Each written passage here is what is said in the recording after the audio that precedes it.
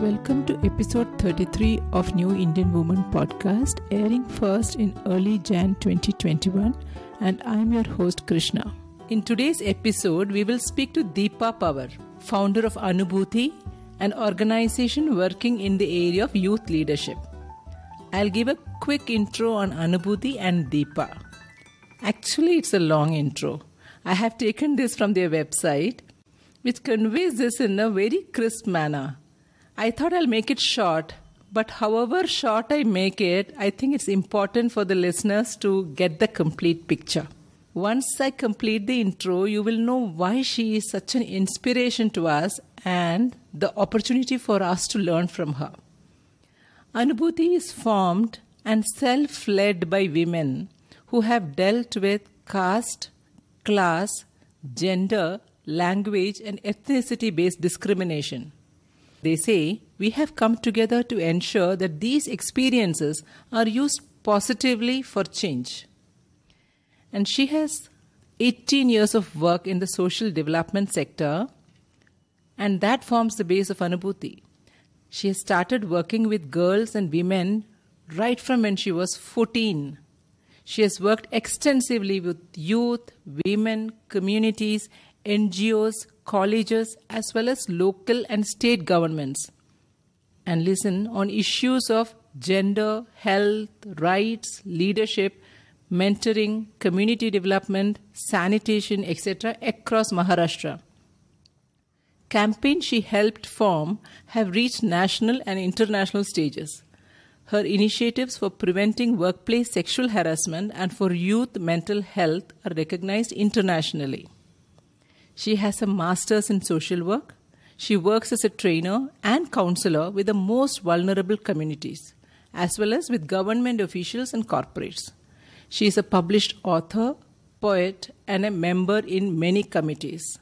In Anubhuti team, Deepa handles visioning, project designing, trainings, module making, networking, and advocacy. I can't believe this introduction was about one person. Now to a more personal introduction. Deepa had challenges in continuing her education after 12th, though she was very good at her studies. She comes from one of the nomadic tribes who are economically, socially, intellectually challenged. She has worked, like we said, right from when she was 14, starting from mobile library in slums and across 5 to 6 organizations. She says she got married and had a child when she was quite young. About what led her to all these, she says all she has done is to use all the opportunities available in the best possible way. Today's episode is very special for a very different reason as well. I have been thinking about guests who prefer to speak in Indian languages, not English. Today, Deepa will speak in Hindi, though Hindi is not her mother tongue either. When she speaks in Hindi, it comes out so beautiful and powerful. I would like you all to experience it too. My Hindi is very bad, though I understand it well. I will have a narrative episode in English for those listeners who may not understand Hindi. If you know a bit of Hindi, please do listen. You will like this episode. So that was the introduction to the episode, to Anubhuti, the organization, and to Deepa. Deepa, welcome to this podcast. Yes Krishna, क्या खूबसूरती से आपने introduction दिया है। मतलब मेरा introduction सुनने में मुझे ही इतना अच्छा लग रहा था कि किसी ने मेरे बारे में इतनी मतलब पढ़ाई की है। Thank you so much Krishna, ये इतने बेहतर अवसर के लिए। It's our pleasure to have you. I want to start with one question. See, my question is, when I did all this introduction, after your education and all that, you faced challenges initially, yes. After that, you could have chosen a regular job, right? You did not choose a regular job. What led you to do this kind of all these activities? There is so much resistance from community, you were saying. Lot of difficulties you have gone through. Why you didn't choose one regular job? I am quite confused by that. Can you explain? Yes. So Krishna, actually जैसे आपने मेरे introduction में भी कहा कि मेरे social activism के field की जो शुरुआत है वो मेरे एडोलेसेंट एज से हुई है। मतलब जब मैं खुद 14-15 साल के दरमियान थी, तब इस क्षेत्र से मेरा जुड़ाव रहा है। और वो काफी बेहतर अपॉर्चुनिटी मेरे लिए रही। भले वो मेरे स्ट्रगल में थी, लेकिन वो मेरे लिए एक अवसर ही रहा, जहाँ पे सामाजिक क्षेत्र से जुड़ा होने के बाद मुझे समझ में आया कि यहाँ पे बहुत ज्यादा स्कोप है। स्कोप इसलिए है जहाँ पे आपका खुद का पर्सनल डेवलपमेंट हो सकता है, खुद का पॉलिटिकल डेवलपमेंट हो सकता है, और वो डेवलपमेंट जो है वो कमजोर नहीं है। वो डेवलपमेंट इतना ताकत वाला है कि उससे जुड़े हुए आप कई सारे डेवलपमेंट के, कम्युनिटी डेवलपमेंट के जरिए से जुड़ सकते हो।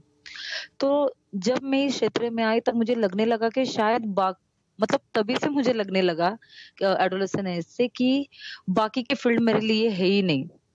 मैं शायद, ये मेरा एक लॉ ऑफ अट्रैक्शन कहिए कि मैं कोइंसिडेंस से क्यों ना हो इस फील्ड से जुड़ी, और मैंने पाया कि मैं इस फील्ड के लिए काफी बेहतर हूँ। दूसरा है कि मुझे जिस तरह से रियलाइज होने लगा कि मैं बेहतर तो हूँ इस फील्ड के लिए, लेकिन मैं रिस्पॉन्सिबल भी हूँ। जिस तरह से रियलाइज होने लगा मुझे, मेरी समझ बढ़ने लगी, संस्थाओं के साथ काम करते करते नए दृष्टिकोण और नजरिए मेरे विकसित होने लगे, तो समझ में आया कि मैं एक बेहतर जरिया हूँ। जहाँ मैं जिस समुदाय से आई हूँ, उस समुदाय से मैं अगर कुछ समझ रखती हूँ, कुछ मेरी विचारधारा है, तो शायद ये मेरी इथिकल रिस्पॉन्सिबिलिटी ही है कि मैं उस समुदाय के लिए एक ताकत बनूं, एक आवाज बनूं, एक जरिया बनूं, जहाँ पे एक तरह के इंटेलेक्चुअल रिवॉल्यूशन की तरफ जाता हुआ रास्ता दिखाई दे, एक संगठन की तरफ जाता हुआ रास्ता दिखाई दे, और सही मायने में इंसानी विकास का रास्ता जो है वो दिखाई दे। तो मेरी समझ जिस जिस तरह से बढ़ने लगी, मुझे रियलाइज होने लगा कि मैं बहुत ही ज्यादा रिस्पॉन्सिबल हूँ जिस पोजीशन पे या जिस क्षेत्र में मैं हूँ। ओके, इसलिए मैंने कभी भी बाहरी जॉब के लिए एक्चुअली ट्राई नहीं किया। मुझे बहुत परफेक्ट लगा कि मैं बहुत सही जगह पे हूँ। it's a beautiful response actually. People would want to run away from problems. You want to be there, use your learning and use it as an opportunity and make a change. You and your organization conduct programs on youth leadership for community development and youth network for socially aware and responsible youth, especially for girls. That's what I understood when we spoke earlier. Yes. What is the impact of these programs with community and society? Krishna, मेरे जिंदगी में actually मेरी शुरुआत ही जो हुई है ना, वो यूथ एज से हुई है।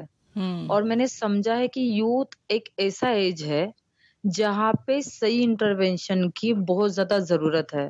आने वाले दिनों में ये यूथ एक नेशन बिल्डिंग के प्रोसेस के अंदर बहुत लीडरशिप में हो सकते हैं। अगर ये सही इंटरवेंशन नहीं रहेगा तो उतना ही नुकसान हो सकता है। करेक्ट। तो मैंने एक 4-5 ऑर्गेनाइजेशन के साथ काम किया, काफी बेहतर अनुभव रहा। और जब मेरे मन में ये सोच आने लगी कि मेरा काम किसके साथ होगा, तो पर्सनल इज अ पॉलिटिकल ना, तो मुझे वो बहुत कनेक्ट किया कि एडोलेशन के बाद जो एक सफर शुरू होता है इंसान का, जहाँ पे बहुत ज्यादा एक्सप्लोर करने का एक स्टेज होता है, वहां पे इंटरवेंशन सही करना। अभी सही इंटरवेंशन यानी तो इंसान को उसके आइडेंटिटी की सही पहचान देना, उसके विकास की सही मायने बताना, उसका पॉलिटिकल सोशल एंगल उसको समझाना, ये मेरे लिए बहुत जरूरी रहा है। तो अनुभूति जो काम करता है यूथ डेवलपमेंट के साथ, तो हमारा डेवलपमेंट का डेफिनेशन जो है वो बहुत ही अलग हम सोचते हैं। वो डेवलपमेंट है एक तरह के कॉन्स्टिट्यूशन नजरिए का डेवलपमेंट, एक तरह के ह्यूमन अप्रोच का डेवलपमेंट, मानवतावाद का डेवलपमेंट। अगर वो डेवलप कर लेते हो तो आप आपके करियर में सक्सेस होने ही वाले हो, क्योंकि आप आपके अलगपन के साथ डेवलप हो रहे हो। तो काफी इम्पैक्ट है। मतलब हमसे जुड़े हुए जो यूथ है, कई जगह चैलेंजेस भी है ऑब्वियस, लेकिन हम देखते हैं कि यूथ जिस तरह से डेवलप होते हैं ना, तो उनका डेवलपमेंट सिर्फ इंडिविजुअल नहीं है। मतलब उनके डेवलपमेंट के जो क्राइटेरिया है, जिससे हम कहे इंडिकेटर है, वो बस खुद की पढ़ाई, खुद का करियर, खुद की नौकरी, खुद की सैलरी, इसके बहुत आगे जाके और परे जाके है। राइट। और बहुत ही विकसित है। मतलब यूथ जब अपने करियर की बात करते हैं तो वो सोशल एंगल से होता है। जैसे फॉर एग्जांपल मैं कहूँ कि हमारे कई सारे यूथ जो है वो अभी सोशल एक्टिविज्म की पढ़ाई कर रहे हैं। Hmm. वो से बात करने के बाद पॉलिटिकल साइंस की पढ़ाई कर रहे हैं। Hmm. अलग-अलग फील्ड में है, लेकिन वो अपने उस फील्ड को सोशल कनेक्शन के साथ बिल्ड कर रहे हैं। तो इंडिविजुअलिस्ट की मतलब एक व्यक्तिगत परिभाषा के साथ सामूहिक परिभाषा से हमारा जो है वो विकास का डेफिनेशन जुड़ा हुआ है। और हम देखते हैं कि यूथ नेटवर्क जो है उसके अंदर हमारे यूथ का ही लीडरशिप होता है, जहाँ पे वो युवाओं को इकट्ठा करते हैं, वो लॉजिस्टिक देखते हैं, वो प्लानिंग करते हैं, वो एडवोकेसी करते हैं। So this network, what do they do? Network कई सारी चीजें करते हैं, जैसे वो अवेयरनेस करते हैं, Hmm. वो रिसर्च करते हैं, वो लिखते हैं Hmm. और अपनी ताकत के साथ युवाओं से जुड़े हुए मुद्दे हो, Hmm. औरतों से जुड़े हुए मुद्दे हो, फेमिनिज्म के मुद्दे हो, तो वो अपनी सोच बनाते हुए पैरेलली Hmm. वो मुद्दों को लेकर लोकल रीजनल लेवल पे एडवोकेसी करने के अंदर लीडरशिप लेते हैं। तो इम्पैक्ट ज़रूर है और हम देख रहे हैं कि शायद वो इम्पैक्ट लॉन्ग टर्म भी है। Hmm. धीरे-धीरे उसका और इम्पैक्ट दिखेगा। जैसे हम अभी नोमैडिक ट्राइब के साथ काम करते हैं अनुभूति, तो अभी हमारे यूथ हमारे पास सवाल लेके आ रहे हैं कि वो अपने-अपने गाँव में काम किस तरह से शुरू करेंगे? वो किस तरह Beautiful. से काम कर सकते हैं? वो स्ट्रैटेजी प्लानिंग क्या कर सकते हैं? तो सोशल डेवलपमेंट का सेक्टर सिर्फ ऐसे ओवरऑल नहीं है, उसके अंदर भी कई सारे टेक्निकल चीज़ें हैं ना। Hmm. जहाँ Hmm. पे प्लानिंग है, एग्जीक्यूशन है और वो एक्चुअली कई बार सिर्फ प्रिविलेज्ड कम्युनिटी के पास होता है। हुँ, Hmm. वो सिखाया जाता है, उसका एजुकेशन होता है। लेकिन इस प्रोसेस के दौरान जैसे मैं कई बार कहती हूँ कि अनुभूति ये सिर्फ एनजीओ नहीं है, ये मूवमेंट का माध्यम है, ये अभियान है। Beautifully yes, put. ये कैंपेन है। तो वो जुड़ता ही जाएगा, वो संगठन निर्माण ही करता जाएगा। Connection is backbone of my organisation मतलब कॉन्टैक्ट कनेक्शन जुड़ना ये हमारे लिए प्रायोरिटी है। Hmm. तो वो अभी हमारे युवा भी हमें सिखा रहे हैं कि वो किस तरह से जुड़ सकते हैं। वो चैलेंजेस है क्योंकि काफ़ी ग्रास रूट से आने वाले यूथ है, फैमिली Hmm. चैलेंजेस है बिल्कुल। लेकिन वो हमें ही अ, जैसे कहे कि मोटिवेशन देते हैं कि यस शायद आप 100% चेंज नहीं कर पाओगे, लेकिन कोई एक सिंपल सा चेंज ऐसे कर दोगे कि जो हिस्टोरिकल होगा। Right. Even the start of changes is good. Yes. So you touched upon this youth, and most of this youth in this network and who are getting trained in youth leadership are from disadvantaged backgrounds. Hmm. I have one question. Do you think youth who are more privileged stay away from these kind of programs? Are they more focused on individualistic needs? Are they more selfish? I'm not saying everybody. There are youth from privilege also who will participate in social change, but that's very small. At least that is my feeling. I do not know. Hmm. Do you feel youth from privileged backgrounds are staying away from this movement happening across the country? आपका जो सवाल है ना Krishna actually ये हमारे social hierarchy से जुड़ा हुआ सवाल है कि यहाँ पे कुछ प्रिविलेज कम्युनिटी ऐसे है कि उनके कई अंगों का डेवलपमेंट हो चुका है, Hmm. तो उनके पास एक ही जरिया रह जाता है खुद के इंडिविजुअल डेवलपमेंट का। Hmm. उनके समुदायों का विकास है, समुदाय वल्नरेबल नहीं है, वंचित नहीं है, दुर्लक्षित नहीं है। लेकिन अगर आप ग्राउंड में जाओगे, आप ज़मीन में जाओगे, तो उनको पता है कि एक-दूसरे का हाथ पकड़े बिना उनके डेवलपमेंट ही नहीं हो सकते हैं। Hmm. वो रिसोर्सलेस है, वो कई अंगों में पावरलेस है, तो पावर शेयरिंग का काफ़ी ताकत है ग्राउंड में। रिसोर्स शेयरिंग का काफ़ी ताकत है। जैसे मैं अगर आपको एक एग्ज़ाम्पल दूँ, Hmm. तो कोरोना का जिस तरह से पैंडेमिक से हम गुज़रे, तो एक प्रिविलेज सोसाइटी अपने-अपने बिल्डिंग में, अपने-अपने घरों में उसके साथ झुलस रही थी। उनके लिए ये बस लॉकडाउन था। Hmm. लेकिन आप अगर ग्राउंड में जाओगे Hmm. Hmm. तो भले स्टेट के कुछ रूल थे, लेकिन स्टेट के हर रूल माने भी नहीं जा सकते क्योंकि कुछ लोग भूखे मर रहे थे, Hmm. कुछ लोगों की मेडिकल इमरजेंसी है। तो मैंने रिलीफ काम के दौरान देखा है कि कम्युनिटी ने कम्युनिटी को जिंदा रखा है ग्रास रूट के। Right. उन लोगों के लीडरशिप से, लोकल लीडरशिप से जो लिटरेसी लेवल नहीं है वहाँ पे। आप कहे तो जैसे बड़े-बड़े कॉर्पोरेट में चलते हैं, वो प्लानिंग का अंडरस्टैंडिंग नहीं है, लेकिन ब्यूटीफुली हम्म। उन्होंने अपने-अपने कम्युनिटी तक रिसोर्सेस पहुँचाए हैं।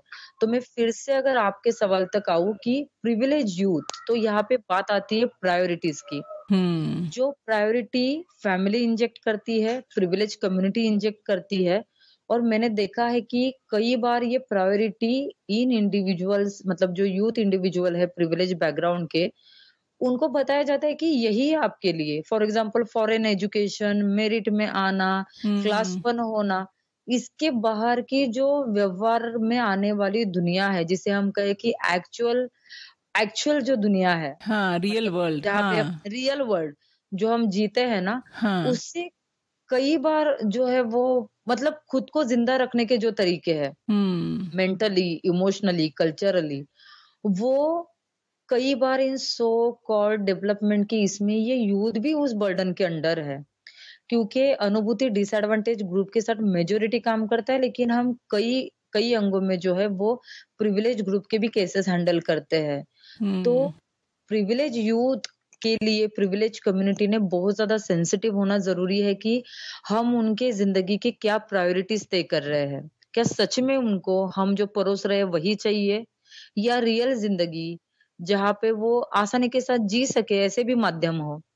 तो मुझे समझ में आता है कि ग्राउंड के लोग, मतलब वही है कि जिनके सवाल है वो लड़ाई वो ज्यादा देर तक लड़ेंगे, हम्म। जिनके सवाल नहीं है वो उस लड़ाई में कई बार इस तरह से शामिल होंगे कि हमारा नॉलेज बिल्डिंग कितना हुआ, हमारा कैपेसिटी बिल्डिंग कितना हुआ। और हाँ, काफी मतलब एक्सपीरियंस भी है कि चले भी जाते हैं, लेकिन ग्राउंड के लोगों के पास वो ऑप्शन नहीं है कि वो अपनी लड़ाई छोड़ के चले जाए। Correct. There is a huge divide between the youth from middle and upper middle class families versus youth hmm, from the disadvantaged section. Especially for the mothers and the young women listening to this particular episode, hmm, what are your suggestions so that the youth from the so-called privileged background can come together with the youth from the hmm. disadvantaged? How can they also participate in youth leadership activities? Krishna, youth जैसे एक word है, एक शब्द है, लेकिन वो Hmm. काफी बटा हुआ है। वो बाय लोकेशन बटा हुआ है, वो बाय रीजन बटा हुआ है, रिलीजन Hmm. बटा हुआ है, बाय कास्ट बटा हुआ है, लैंग्वेज बटा हुआ है।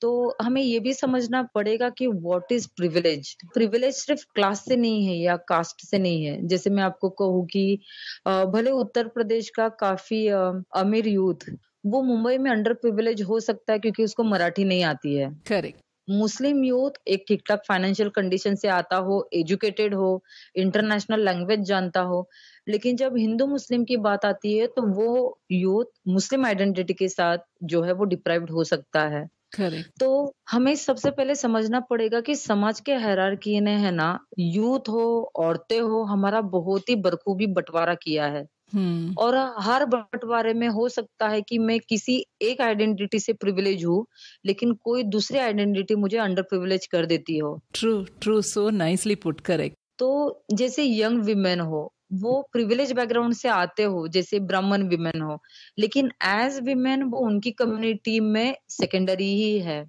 Correct. उनके कम्युनिटी के नज़रिए से, ऐसे नहीं है कि वो जेंडर वॉयलेंस को नहीं देखती है। Hmm. तो मेरा ये सजेशन है कि ये सपोर्ट ग्रुप का काम नहीं है। Hmm. मुझे लगता है कि ये संगठन का काम है। जैसे बाबा साहब कहते थे ना कि Hmm. आपको पढ़ना पड़ेगा, आपको वो समझना पड़ेगा और आपको संगठित होना पड़ेगा। Hmm. तो वही है कि अगर एक बेहतरीन यूथ लेड नेशन के बारे में हम बात करें, जो यूथ ऐसे हो, जो ह्यूमन राइट्स को जानते हो, बराबरी को जानते हो, जो विषमता के अगेंस्ट खड़े हो, गैर Hmm. बराबरी के खिलाफ खड़े हो, तो यूथ को ये समझना होगा कि 4 पैसे हमारे पास होके या कुछ ज़मीन के टुकड़े हमारे पास होके हम प्रिविलेज नहीं है।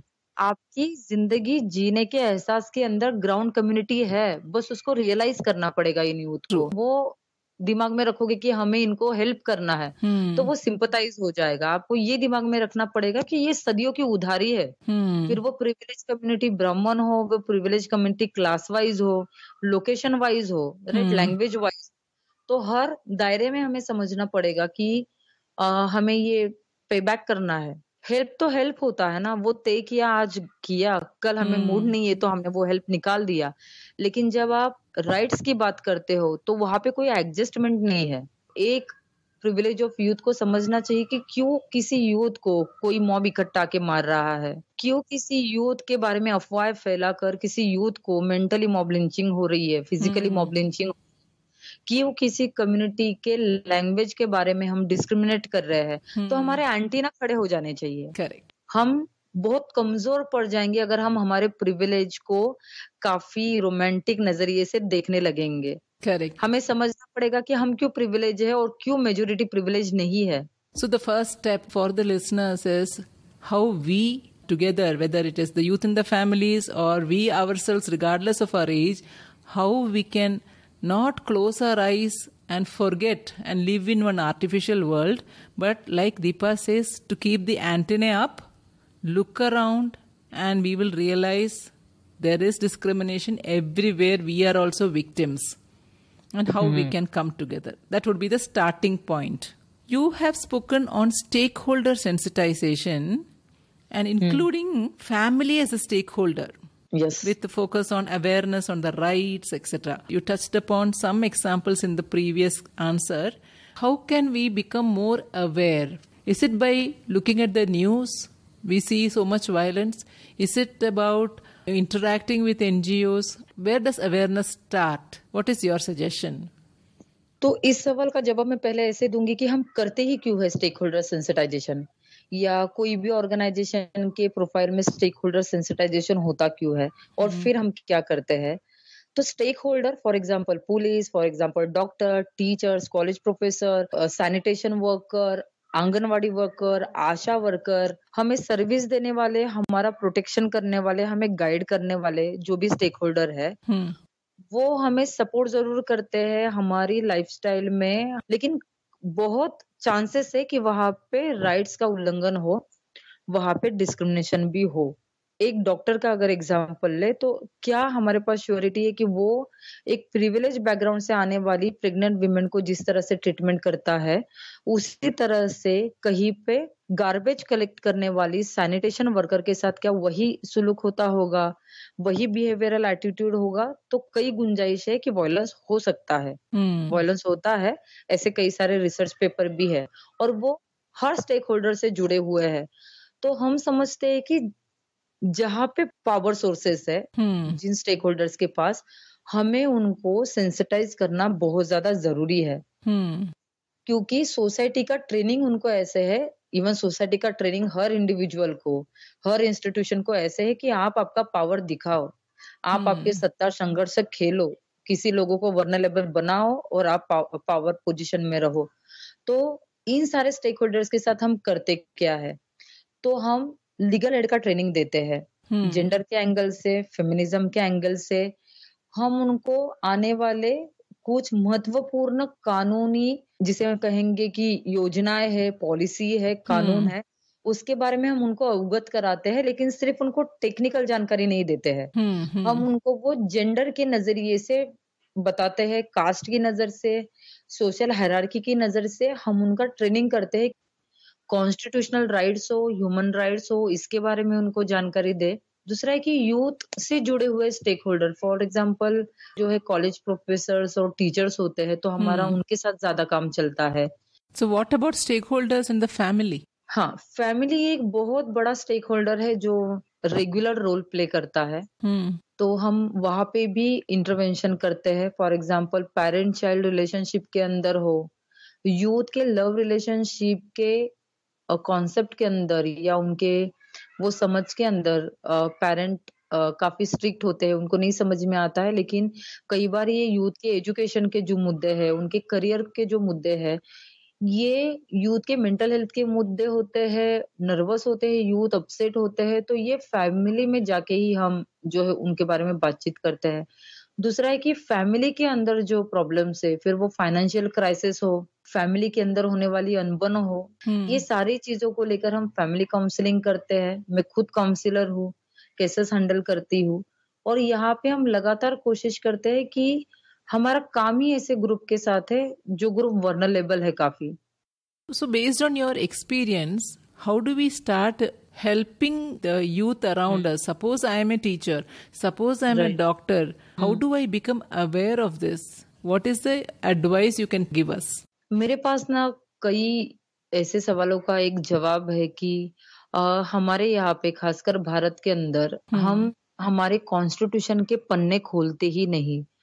बहुत कम, मतलब हमें लगता है कि कॉन्स्टिट्यूशन को समझना, संविधान को समझना ये सोशल एक्टिविज्म का पार्ट है, ये लॉयर का पार्ट है। हाँ. ये कॉमन लोगों का पार्ट नहीं है, मतलब ये कॉमन लोगों की रिस्पॉन्सिबिलिटी नहीं है। लेकिन संविधान को अगर आप पूरा ना पढ़ सको तो क्या संविधान ने दिया हुआ जो एक कंक्लूजन है, जो सिंपल कहता है कि भारत के अंदर based on religion, based on caste, based on language, based on location, based on race, किसी भी बात को बेस्ड करते हुए किसी भी तरह का डिस्क्रिमिनेशन, कपट, छल, आइसोलेशन, बहिष्कृत किसी को करना हो ही नहीं सकता है।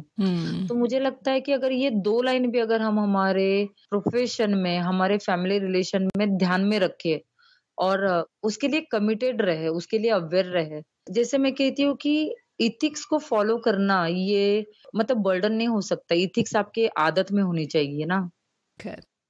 इथिक्स को अगर हम क्रॉस करें तो हमें समझ में आना चाहिए कि कहीं तो कुछ गलत हुआ है। लेकिन वो शायद हमारे सोशल स्ट्रक्चर ने हमें इतना यूज्ड टू बनाया है कि आप डिस्क्रिमिनेशन स्लाइटली कर सकते हो। जैसे बहन का फोन पे क्या मैसेज आया है ये भाई आराम से देख लेता है, हाँ, लेकिन अगर उसको हम हक के नजरिए से देखें तो वो राइट टू प्राइवेसी का हनन है। करेक्ट। हमारे पार्टनर का मतलब मेरी बीवी को मैं 4 लोगों में अपमानित नहीं कर सकता हूँ, ये बेसिक इथिक है। लेकिन प्रिविलेज कम्युनिटी मतलब ग्राउंड तो छोड़ ही दो, लेकिन मैंने प्रिविलेज में भी देखा है कि हम इतने पढ़े लिखे हैं लेकिन मजाक में एक तरह के जोक करते हुए हम हमारे फैमिली मेंबर का, खास करके बच्चों का बहुत मजाक उड़ाते हैं। बच्चों की डिग्निटी होती है, इसका अवेयरनेस हमें नहीं होता है। Correct, so nicely put. मेहमान आते हैं तो हम बच्चों को बोल देते हैं कि इसको एग्जाम, मतलब आपकी कमियां आप क्या पब्लिकली दिखाओगे? तो फिर आपके घर के औरतों की, आपके घर के यूथ की, आपके घर की बच्चों की कमियां हो या उनके कंसर्न से उनकी खूबियां हो, ये बेसिक इथिक्स है, राइट। जैसे हम कहे ना कि कितना भी कहो लेकिन हिंसा जो है ना, वायलेंस हो, ये हमारे जीवन पद्धति का एक भाग बन गई है। डायरेक्ट होने वाला वायलेंस तो एक है ही, लेकिन जो वायलेंस वर्बल है, जो वायलेंस बिहेवियरल है, उसके बारे में हम हो सकता है और मैंने देखा है हम बहुत ज्यादा अनअवेयर होते हैं। करेक्ट। जैसे मैं आपको सिंपल एग्जांपल दूं कि भीड़ में भरी हुई जो ट्रेन है, वहां पे अगर हम हमारे सीट पे से उठने वाले हैं तो हम एक सेकंड के लिए सोचते हैं कि सामने वाली सीट मुझे बुर्का पहने हुए औरत को देनी है या साड़ी पहने हुए औरत को देनी है। You are amazing, the kind of examples you are giving. Correct, because the discrimination is so much part of our blood. We are not aware and we are thinking like that. And we may talk saying we don't discriminate, but every day we are discriminating. Every day. और even सिर्फ behavioral violence नहीं, मैं कहूंगी कि structural violence.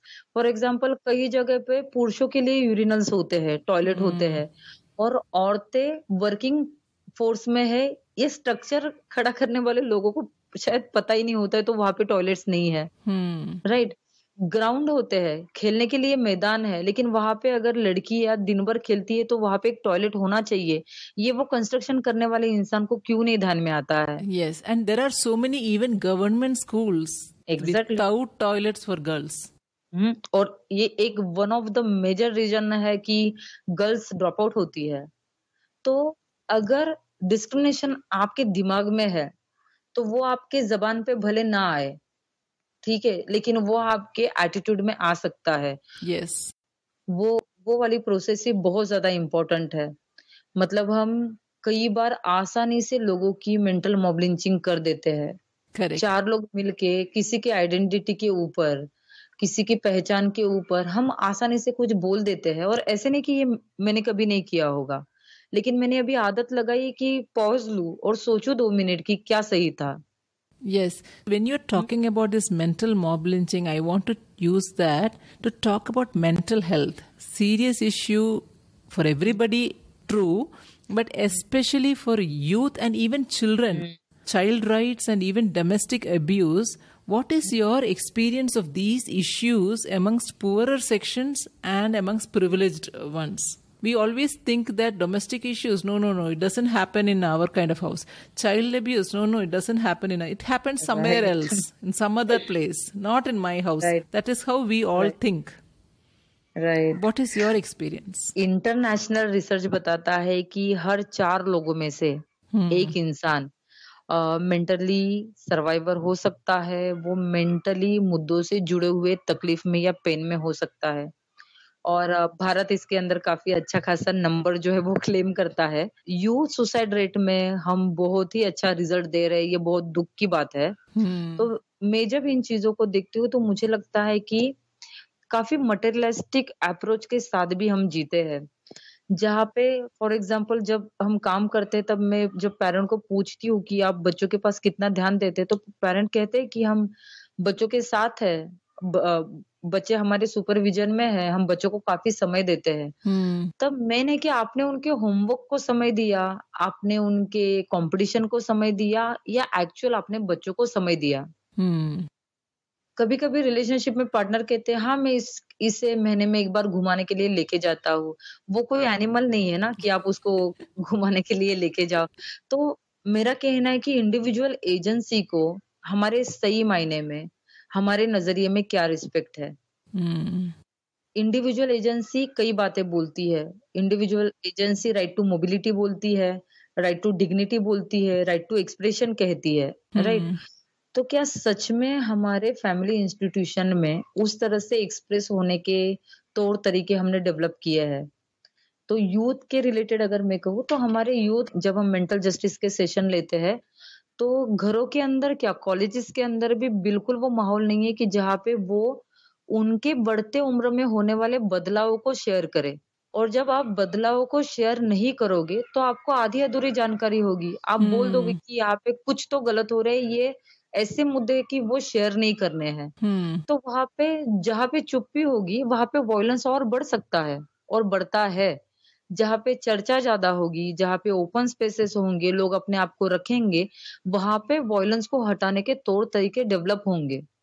लेकिन sexual reproductive health हो, sexual minorities से जुड़े हुए मुद्दे हो, जैसे आज भी हम कितने एक्सेप्टेंस फैमिलीज दिखाएगी कि यस हमारे घर में सेक्सुअल माइनॉरिटी की आइडेंटिटी हो सकती है, राइट? क्या उतनी ताकत है हमारी? या हमारे बच्चों के एक्चुअली उनके शरीर में, उनके मन में, मतलब उनके दिमागी बदलाव के जो मुद्दे हैं, उनको समझने के लिए हमारी कितनी ताकत है? हर बात के लिए वक्त नहीं देना पड़ता है। हर बात को इमोशनली, मेंटली जो है वो कनेक्शन देना पड़ता है। तो जब मेंटल हेल्थ को देखते हैं, एक्सप्रेशन को बहुत कम हमारे यहाँ पे हमने जगह रखी है जहाँ पे एक्चुअल एक्सप्रेशन जैसे मैंने आपको बोला था कि हमें ना मास्क पहन के रहने की, अभी mask in the sense corona mask नहीं, एक्चुअल मास्क पहन के, बनावटी मास्क पहन के, करेक्ट, मतलब हम अंदर से सैड होते हैं, लेकिन सोसाइटी कहती है कि आपको हंसते रहना चाहिए। Correct. And that way the privileged classes are doing more of that. The silence is more silent. The plastic smile is more. Reputation है, image है. Child may contact child helpline, but in front of the parents the child is smiling. That can बिल्कुल, बिल्कुल. ये एकदम आपने सही कहा, क्योंकि जब मैं डोमेस्टिक वायलेंस के केसेस देखती हूँ ना, तब ग्राउंड की औरत का गुस्सा जो है ना वो चाली में, चौल में दिख जाता है। लेकिन ये भारी भक्कम दरवाजों के पीछे जो होने वाली चीजें हैं, वो रेपुटेशन और इमेज के कारण जो है, वो कई बार उन बहुत तगड़े दरवाजों में से बाहर नहीं आती है, right? So nicely put, yes. Ground में होने वाला वॉयलेंस ना छुपता नहीं है, राइट? मतलब जो फैमिली की क्राइसिस है ना, वो चिल्ला के, झगड़ा करके सामने लाते हैं। भले उसके ऊपर काफी पेन है, बिल्कुल है, ऐसे नहीं कि काफी सहूलियत है, लेकिन प्रिविलेज कम्युनिटी ना उस तरह से है कि आपने वो जैसे जो कोयला होता है ना, उसको रेगुलर आपने आग देके उसको वैसे ही जलता हुआ रखा है। आपको सोल्यूशन नहीं चाहिए उसके ऊपर। अंदरूनी इतनी तकलीफ है, जैसे मैंने कई बार ऑब्जर्वेशन होता है कि प्रिविलेज कम्युनिटी में बच्चों के लिए कॉम्प्रोमाइज करना काफी कॉमन हो जाता है। मतलब बच्चों के लिए इतनी पढ़ी लिखी हुई औरतों को हम जब बोलते हैं कि आपको घर में बैठना है, वो कई बार ग्रास रूट में नहीं होता है क्योंकि इकोनॉमी में कमाना ही पड़ता है, हाँ, करेक्ट। राइट? घर चलाना ही पड़ता है, तो हुँ, सोशल नेटवर्क में आना ही होता है, हुँ, बाहरी लोगों के साथ ताल्लुकात हो ही जाते हैं। लेकिन जो एक विमेन एजेंसी है खुद की ना, हुँ, वो मतलब मेरे मेरे कुछ दोस्त है, साथी है, वो आराम से कहते हैं कि हमने 10-10, 15-15 साल जो है, वो जॉब छोड़ दिया। हुँ, इवन सेक्स सिलेक्टिव अबॉर्शन का प्रमाण ज़्यादा है। बिल्कुल करेक्ट। होता है, अब्रॉड में जाते हैं। तो ज़रूरी नहीं है कि हर तकलीफ़ें जो है वो ग्रास रूट में है। ऑब्वियस है वहाँ पे प्रिविलेज कम्युनिटी नहीं है, रिसोर्सलेस है, संसाधन नहीं है, तो वहाँ पे काम करना ज़रूरी है। लेकिन प्रिविलेज कम्युनिटी के अंदर भी या ग्राउंड के अंदर भी जो है वो एक्सप्रेशन को उस तरह से हमने जगह नहीं दी है एक्चुअल एक्सप्रेशन के लिए। दूसरा है कि मेंटल हेल्थ को देखने का हमारा नज़रिया जो है वो काफ़ी सुपरस्टिशियस है। मतलब privilege community definitely Google click पे उनको पता चल सकता है कि कहाँ पे काउंसलर है, कहाँ पे हाँ। क्या है। लेकिन आज तक मेजॉरिटी जो इंडियन पॉपुलेशन है, वो काउंसलर और साइकियाट्रिस्ट तक नहीं पहुँच सकते हैं। हुँ, हुँ, मेंटल हेल्थ का जो लैंग्वेज है, वो भी इतना वेस्टर्नाइज़्ड है, हाँ। तो वो एक कॉमन कम्युनिटी तक आने के लिए और थोड़ा टाइम लगने वाला है। तो हमारा जो काम है, हम कम्युनिटी मेंटल हेल्थ को लेकर ही काम करते हैं। और मेरा ऐसे मानना है कि मेंटल हेल्थ सिर्फ मेंटल हेल्थ नहीं है, वो जस्टिस का मुद्दा है, वो सदियों से हो रहे डिस्क्रिमिनेशन का मुद्दा है, एक्सप्लॉयटेशन का मुद्दा है, जो कभी विमेन को बेस्ट करके एक्सप्लॉयटेशन किया गया है, कभी सेक्सुअल माइनॉरिटी को लेकर एक्सप्लॉयटेशन किया गया है, location wise, language wise exploitation किया गया है और वो सिर्फ इंडिविजुअल हेल्थ का भी मुद्दा नहीं है, वो कम्युनिटी की हेल्थ का, कम्युनिटी मेंटल हेल्थ का भी मुद्दा है। This not hmm, giving the rights or not right, knowing the rights, because of that all the feelings are suppressed over generations, and that is causing the mental health issues. Yes. And Deepa, I am very much wanting to know, based on what you are saying, what is your idea of feminism? मेरी idea feminism की ये है कि मुझे लगता है कि feminism कई बार कई थ्योरीज रिसर्च जो आते हैं वो कई बार एक प्रिविलेज कंट्री से आते हैं Hmm. क्योंकि वो सबसे पहले पब्लिश करते हैं, वो उसको इंटरनेशनली रिकॉग्नाइज्ड करते हैं, Hmm. उसको उस तरह से क्रेडिबल बनाते हैं कि वो वहां से आया हुआ है ऐसे लगे। Hmm. लेकिन मुझे लगता है कि फेमिनिज्म ना एक जमीन से आई हुई थ्योरी है ना, वो Hmm. ग्रासरूट से आई हुई एक फीलिंग है, Hmm. वो ग्रासरूट से आया हुआ आवाज है जो गैर बराबरी के खिलाफ खड़ा है। गैर बराबरी सिर्फ स्त्री और पुरुषों के दरमियान नहीं है, वो गैर बराबरी बताती है कि अपनी अलग शारीरिक पहचान होने के कारण Hmm. जो पहचान पुरुषों की तरह नहीं हो सकती है, जो पहचान आपको औरत करके सामने लाती है, जो पहचान आपको सेक्सुअल माइनॉरिटी करके सामने लाती है, वो पहचान उतनी ही बराबर है, ये बार-बार बताने वाला आवाज़ जो है वो फेमिनिज़्म है, कोई भी हो सकता है। तो गैर बराबरी के खिलाफ जिसे हम कई बार बोला जाता है कि औरताना नज़रिए से, तो बिल्कुल, लेकिन सेक्सुअल माइनॉरिटी हो, औरतें हो, जिनको सदियों से दबाया गया है और वो अपने बराबरी के लिए अगर आवाज़ उठाती रहती है, डिमांड करती रहती है, सहभाग करती है, लीडरशिप में आती है, तो वो फेमिनिज़्म है। तो वो फेमिनिज़्म बिल्कुल गार्बेज कलेक्ट करने वाली औरत का भी है, ईंट भट्टी पे काम करने वाली औरत का भी है। जैसे आप इंडियन कॉन्टेक्स्ट के अंदर देखोगे तो फेमिनिज़्म का मूवमेंट तो पहले से है। Hmm. इस तरह के थ्योरी हमारे पास आने के पहले से है, राइट? Hmm. Correct. जैसे आप नंगेली का उदाहरण देखोगे तो वो अपने ब्रेस्ट के ऊपर टैक्स नहीं देना है या इस Hmm. तरह का डिस्क्रिमिनेशन हमें नहीं सहना है, तो वो उस वक़्त मूवमेंट करती है। Correct. Without knowing, that is feminism. Yes, without knowing. और Hmm. वो मेरी माँ है, वो मेरी सास है, उनको पता नहीं है फेमिनिज़्म किस चिड़िया का नाम है। Hmm. लेकिन वो आवाज़ उठाती है, चिपको आंदोलन में औरतें आती है और वो बोलती है कि हमारे पीठ पर आप कुल्हाड़ी चला सकते हो लेकिन हम जंगल ज़मीन को आपको हाथ लगाने नहीं देंगे। Correct. Right? Correct. Savitribai Phule को सिर्फ गोबर नहीं फेंका जाता है ना, उसको धमकियाँ दी जाती है, उसको अंडरग्राउंड होना पड़ता है, उसको थ्रेटन होता है, Hmm. लेकिन फिर भी उसको लगता है कि ग्राउंड की औरतों ने पढ़ना ही चाहिए, Correct. वो फेमिनिज़्म है। तो फेमिनिज़्म बहुत ही सिर्फ व्यक्तिगत नहीं है, व्यक्तिगत से शुरू होने वाला सामूहिक बदलाव का एक सफ़र है। Yes. So, Deepa, what does freedom mean to you? मेरे लिए फ्रीडम मतलब डॉक्टर बाबा साहेब अम्बेडकर हो, फुले हो, सावित्री मुक्ता, इनको मैंने पढ़ा है तो मेरे आइडियोलॉजी के ऊपर इनका बहुत ही ज़्यादा हाथ है, मतलब इनका बहुत ज़्यादा असर है। तो मैं जब अपने फ्रीडम को देखती हूँ तो फ्रीडम ऑफ एक्सप्रेशन डेफिनिटली है, लेकिन अपने आप को रखते हुए, Hmm. कंट्रीब्यूट करते हुए, लीडरशिप लेते हुए, क्रिटिक करते हुए, ये सारी चीज़ें करते हुए किसी भी तरह का कास्ट फेयर ना हो, Hmm. रिलीजन फेयर ना हो, किसी भी तरह का लैंग्वेज मुझे आड़ा ना आए, Hmm. मेरे कलर के ऊपर से कोई मुझे बोले ना, तो मेरे लिए फ्रीडम है कि मेरी ऐसी कोई भी आइडेंटिटी जो सोसाइटी के लिए बायस्ड है, Hmm. सोसाइटी की धूल है जिस आइडेंटिटी को लेकर, Hmm. वो मेरे आड़े ना आए, वो मेरे लिए फ्रीडम है। Beautifully put. Your thoughts are so inspiring. And what is your dream? Actually काफ़ी ड्रीमिंग पर्सनैलिटी हूँ मैं। काफ़ी ड्रीम होते हैं मेरे ईयरली, क्वार्टरली, लॉन्ग टर्म। मेरा अभी के लिए रिसेंट अगर आप पूछो तो मैं काफ़ी अपना जो एनर्जी है वो नोमैडिक ट्राइब मेरे जो साथी है, मैं जिस कम्युनिटी से आती हूँ, Hmm.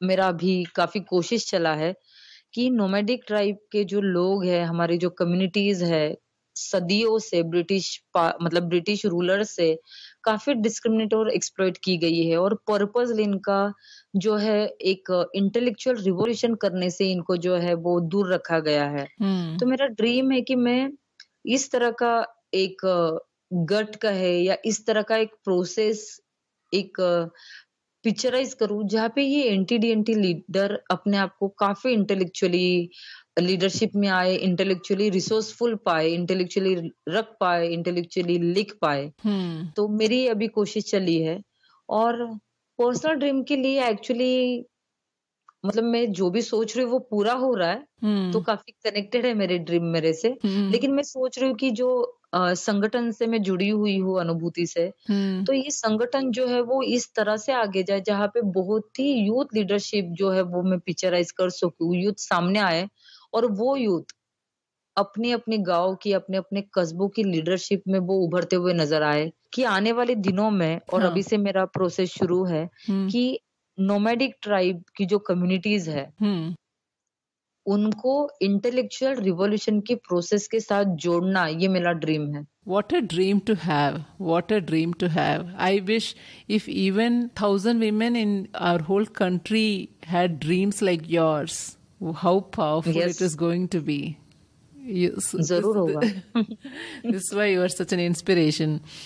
So we are coming towards the end. For the benefit of listeners, let me tell you, as preparing for the podcast, I spoke to Deepa. She talked about the challenges she faced amongst her community. It's not that everything was easy once she decided, okay, I will start this movement. So we have not even spoken because there are videos, everything available. I just wanted this to be more of a direct conversation to inspire us. So I have not gone to her story more. There is so much more. I could have actually easily recorded at least 4 more episodes. So while we come to the last point, I want to wish you for all the dreams, for you to see all those dreams happening. And I want to wish Anubhuti all the best. Before we say goodbye, I want to ask you, what is your message to all the listeners of this podcast? Tough question. Actually मुझे लगता है जो भी सुन रहे हैं ना, हाँ. वो अपने दिमाग में सोचना शुरू करे कि अगर हम किसी भी अंगों से प्रिविलेज्ड है, तो जो डिप्राइव्ड कम्युनिटी है, उनके लिए कहाँ से कंट्रीब्यूशन शुरू हो सकता है? Hmm. किस तरह का कंट्रीब्यूशन शुरू हो सकता है? और कंट्रीब्यूशन की कंटिन्यूएशन क्या होगी?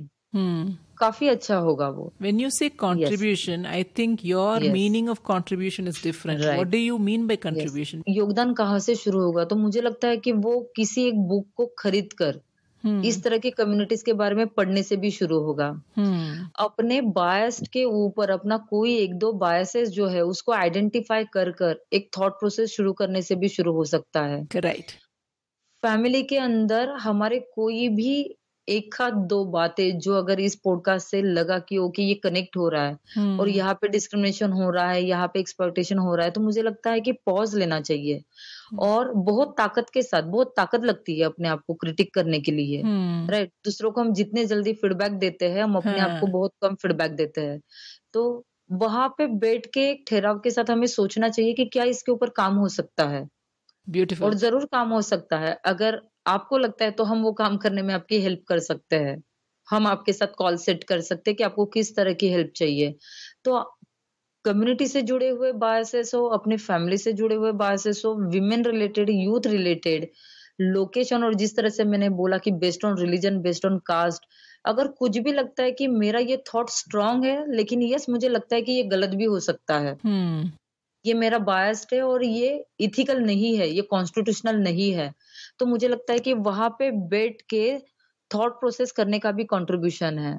यस। अगर किसी के पास स्किल है तो अनुभूति, और अनुभूति जैसे कई सारे संगठन हैं, जो आपके लोकेशन में होंगे, ऑनलाइन होंगे। मुझे लगता है कि आपको जुड़ना शुरू कर देना चाहिए, लिखना शुरू कर देना चाहिए, आपका स्टैंड लेना शुरू कर देना चाहिए। फॉर एग्ज़ाम्पल अगर कहीं पे किसी यूथ को मारा जा रहा है, तो वहाँ पे हमारा स्टैंड क्या है? हमें Right. हमारी भूमिका लेनी शुरू कर देनी चाहिए, क्योंकि भूमिकाओं से बहुत असर पड़ता है। डिसीजन चेंज हो सकते हैं, नए डिसीजन बिल्ड हो सकते हैं।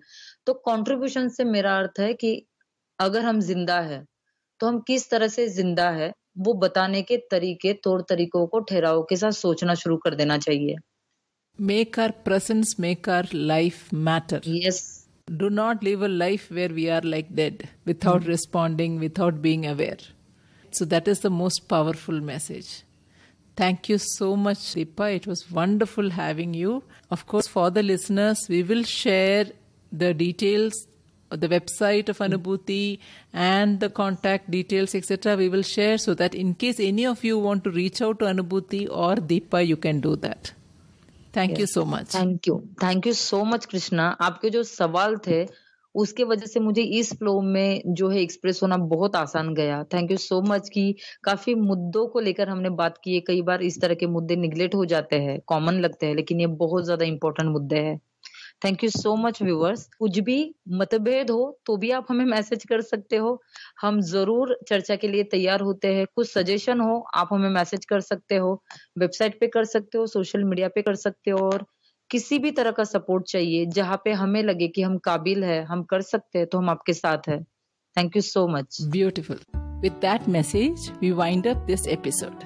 Do visit my website, thenewindianwoman.com, for related blogs on this topic. Of course, I would love to hear from you.